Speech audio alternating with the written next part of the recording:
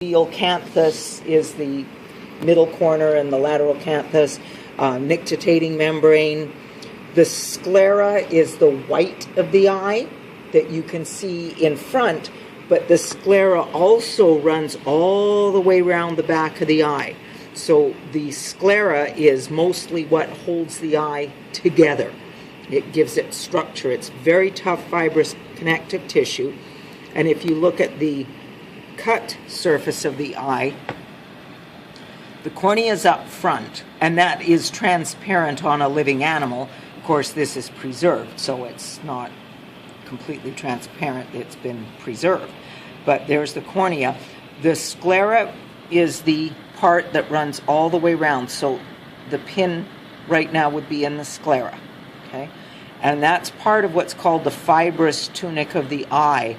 And it is relatively quite thick. And as I said, that's what gives shape to the eyeball. All the muscles on the outside of the eye will attach to the sclera, etc. The iris is the front colored part of the eye. So, we all have different colored irises. The pupil, and so on the cut eye, this little flappy bit here is the iris. And the pupil is the hole in the middle. The pupil's not a physical structure, it's a hole through which light passes. Okay? The limbus is in your picture package, okay? And it's the part of the dark ring around the iris where the cornea meets the sclera. That's where you see it. So if you look at Jamie's eyes and Kim's eyes, I'm not going to do this. Okay, anybody with light eyes, Amanda's eyes, has a nice limbus because you can see the dark ring around. Jamie's is pretty dark. Amanda's not quite so much. Amy's you can see quite good. Iris, forget it. Ain't going to see a limbus on Iris's eyes because they're too dark. Okay, so that's what you're looking at. Okay, so that's the limbus, and it is in your pictures. Those of you who only took the colored pictures to photocopy, you need that black and white package. I'm just realizing that because there's a bunch of other stuff in there. So pass that on. I should make an email. Okay.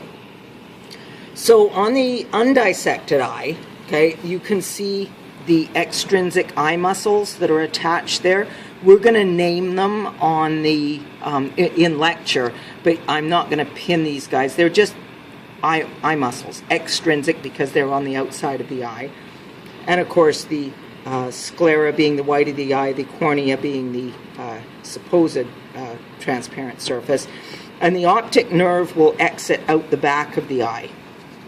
So there's a lot of tissue in here, but the optic nerve is there. Some of the eyeballs have the optic nerve cut a little bit longer. So we'll see that on the brain too, the optic nerve where it comes off. So the sagittal dissection of the eye, again, okay, the cornea being the transparent outer surface, the sclera here. There's 3 tunics that make up the eye. As I said, the fibrous tunic is the outer one. The next layer in is called the vascular tunic because it's got a lot of blood vessels in it. Okay? And it's also dark. So this whole dark-colored section all the way here is part of the vascular tunic, and that includes the iris and the ciliary body, which is this thickened ring. Okay, it goes all the way around. It's a complete circle. You can have a closer look if you want afterwards too, but it's this thickened ring. So when I pin it, the iris is the flappy bit right beside the pupil. The ciliary body is quite a bit thicker, and it looks kind of striated.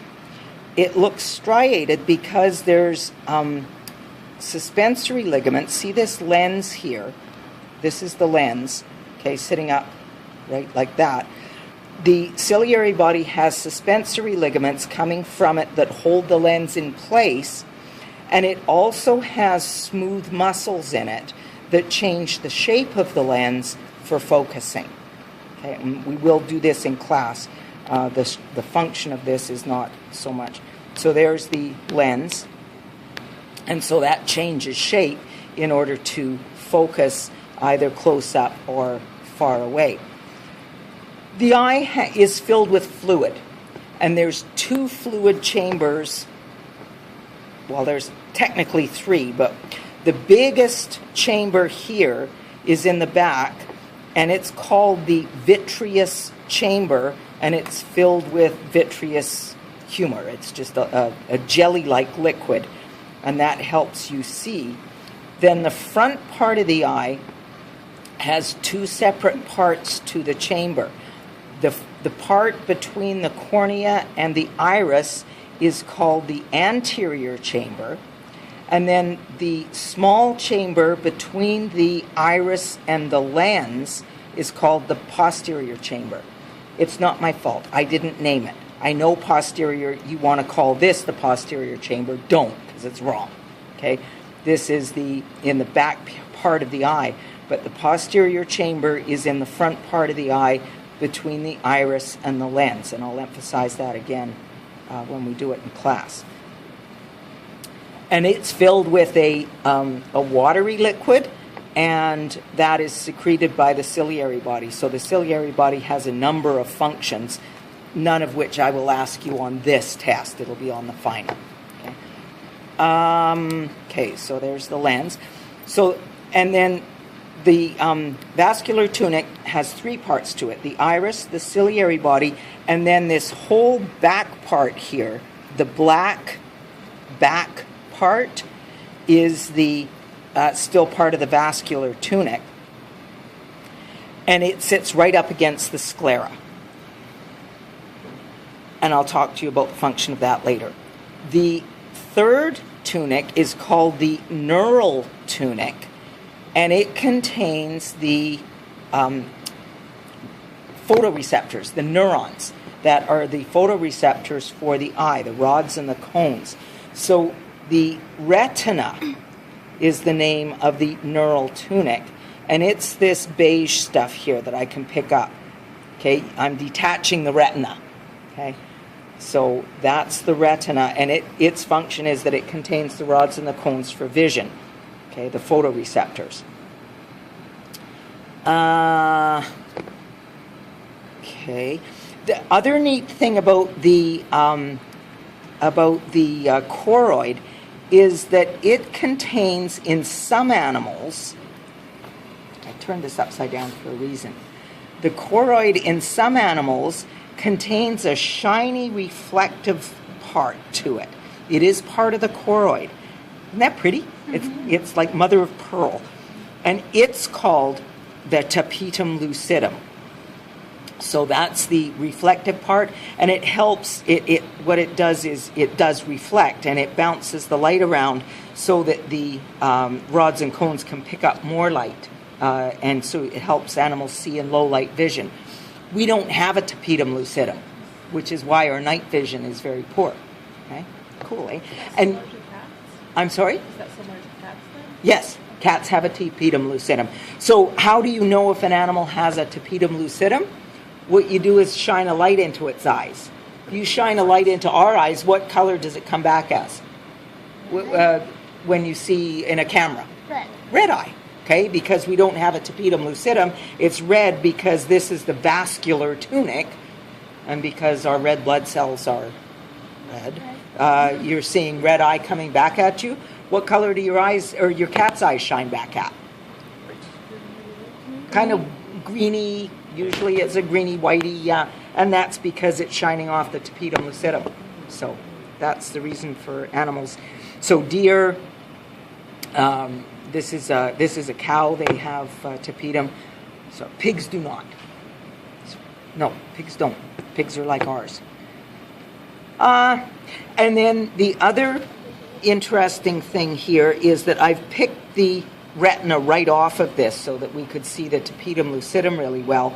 But the rods and the cones are all dendrites, okay? The rods and the cones, all in the retina, And all the dendrites, they're really long dendrites, all the dendrites get together, like run and collect and gather and then exit the eye at the back to form. What do you want to call it? It's the optic nerve. Optic nerve. There you go. The retinal nerve. Close. Okay, the optic nerve. And we'll do this on Monday, actually, talk about the optic nerve as a sensory nerve and comes out the back of the eye, goes to the brain. And we'll see in the brain where the optic nerve then comes out. Do you know where your vision center of your brain is? Does anybody know that? It's in the back. It's in the occipital lobe, which is why if anybody gets injured in the back of the head, like a blow to the back of the head, or an animal, you're concerned about loss of vision. And you're like, but my eyes are up front. I got hit in the back of the head. Why are you worried? Because you could damage your vision center in the back.